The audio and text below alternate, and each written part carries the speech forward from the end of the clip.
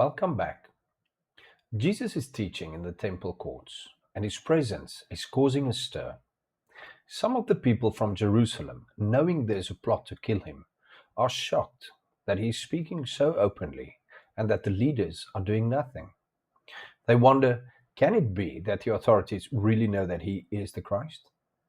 But then they talk themselves out of it, reasoning that when the true Messiah appears, no one will know where he comes from. A popular but mistaken belief at the time. The division among the people is clear. Many who witness Jesus' works are convinced, saying, when the Christ appears, will he do more signs than this man has done? But others are hung up on a technicality. They argue that the Messiah is supposed to come from Bethlehem, the city of David, and they know Jesus is from Galilee. It's a classic case of people using surface level knowledge to dismiss a deeper truth they don't want to confront. And ironically, if they had just dug a little deeper, they would have discovered that Jesus was born in Bethlehem. This growing belief among the common people alarms the Pharisees. They send temple guards to arrest Jesus, but when the officers get there, they are so captivated by Jesus' words that they can't bring themselves to do it. They return to the chief priests empty-handed, and when asked why, the answer is simple and profound. No one ever spoke like this man. The Pharisees are furious and full of contempt. They mock the gods. Have you also been deceived? They arrogantly ask if any of the authorities or the Pharisees have believed, and they dismiss the crowd as being accursed because they don't know the law the way they do.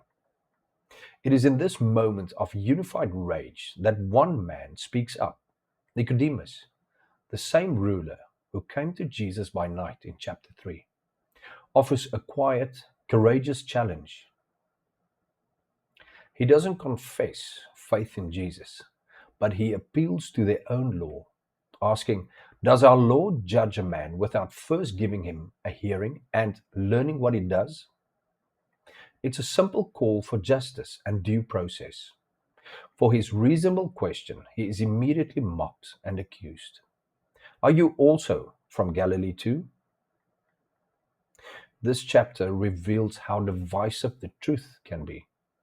For some, Jesus' words and works lead to genuine faith.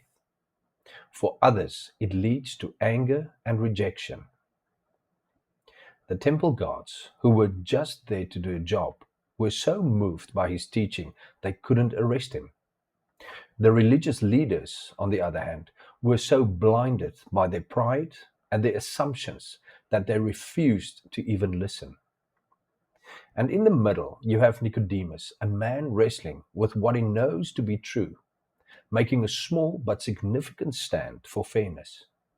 It forces us to ask ourselves, when we are confronted with a truth that challenges our assumptions, how do we respond? Do we listen with an open heart, or do we double down on what we think we already know?